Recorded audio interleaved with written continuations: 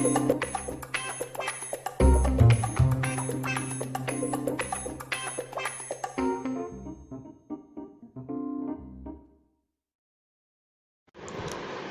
start. So in my previous video we have studied about Carnot cycle, and this is the conclusion that we have arrived for the Carnot cycle. For the cycle, so for a cycle the net heat interaction is equal to net work interaction.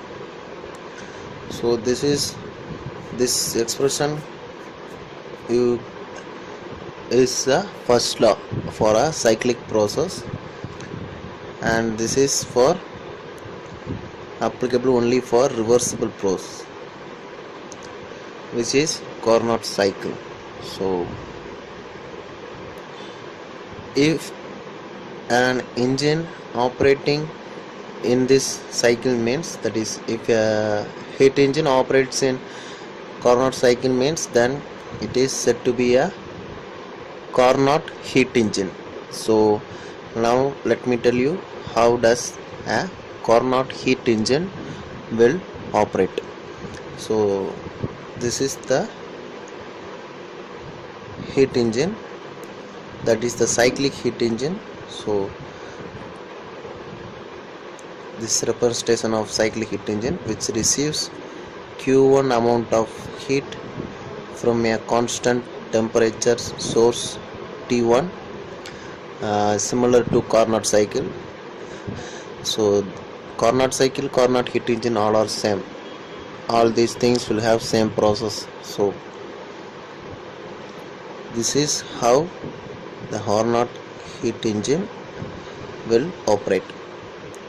So it will give work, and after that it will reject Q2 amount of heat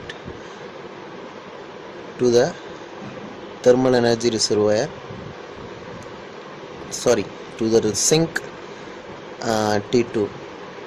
So this heat addition and heat rejection, as I said already in the Carnot cycle, is similar. So it is a reversible isothermal heat addition and reversible isothermal heat rejection. So this is for reversible process. Reversible means it is an ideal process. So this is the engine that has been made by Carnot. So he is an engineer and also he is a physicist.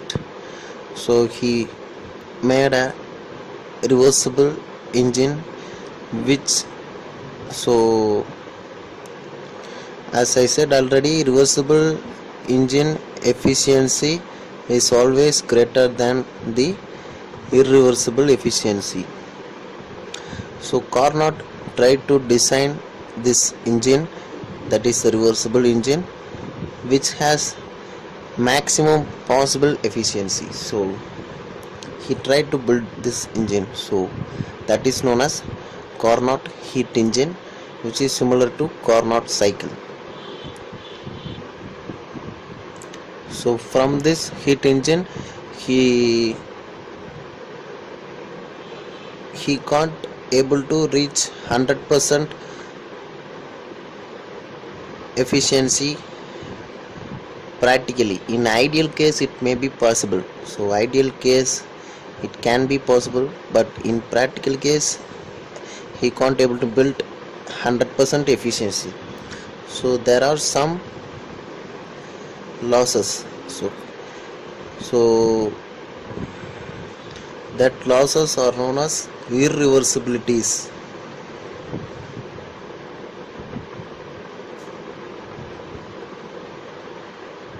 So as I said already about these irreversibilities, so let me derive it so that you can understand it. So Q1 can be written as T1 and Q2 can be written as T2. This is the absolute temperature scale definition. So we can write like this. So using this relation, Carnot derived an expression Q1 by Q2 is equal to T1 by T2. So after rearranging it, we will get, you will get like this. I am just swapped it. So I am interested to get an relation for the reversible cycle. So I am just rearranging it again. So you will get Q1 by T1 minus Q2 by T2 is equal to 0.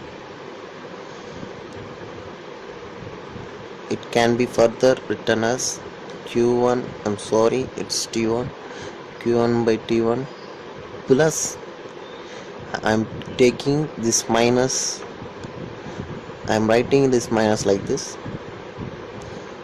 because heat Q1 is the heat addition. So heat addition is positive and heat rejection has to be negative value. So as I said already, the sign conventions are also important. So in order to mention that it is a heat rejection, so heat rejection from the system, it is minus. So in order to mention that, I am writing like this. So it can be further written as the cyclic integral of dq by, hence it is a constant temperature, both are maintaining at constant temperature, it can be written as T.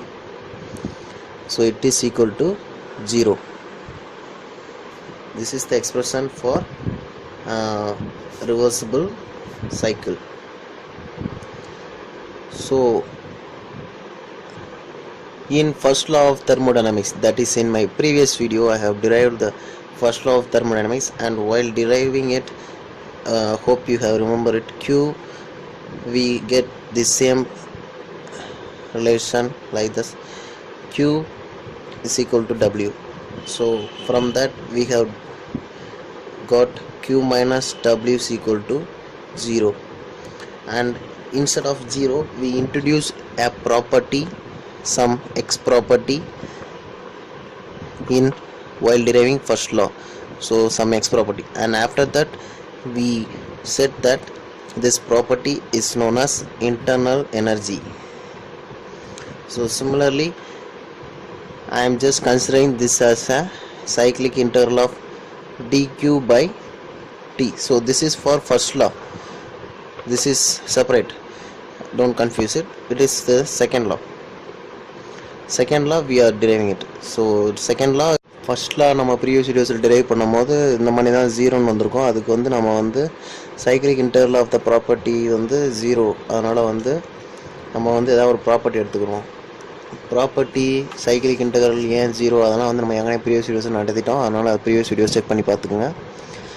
So already I have discussed all these things, why I am putting like this in my previous videos. So cyclic integral of the property is 0. So I have discussed the, so already in my previous videos I have clearly stated that why the cyclic integral of the property is 0. So please check my previous videos, you will get the reason for this.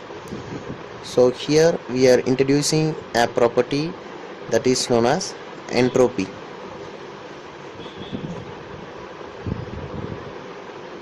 So this is the birth of entropy.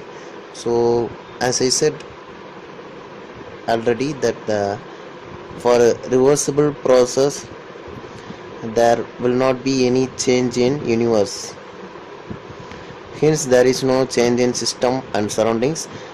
Before and after the process there will not be any change in universe also. So for a reversible process there won't be any change. So entropy means what? It's a indication of irreversibilities in the process. So for irreversible process there won't be any irreversibilities. Reversible ப்ராசஸில் வந்து irreversibilities எதுவுமே இருக்காது, நம்ம previous வீடியோஸில் ஏற்கனவே சொல்லியிருக்கோம், அதை பார்த்துக்குங்க. So for a reversible process the change in entropy is 0. So I am just replacing it with this 0. So we will get cyclic interval of dq by dt is equal to delta s, which is for a reversible process. You can denote here it is r, or you can put r here also. So in order to denote that it is a reversible process. So always watch my videos from the beginning. So watch my previous videos first, so that it will be easy for you to understand these concepts clearly. So that's the end of this video. Thank you for watching.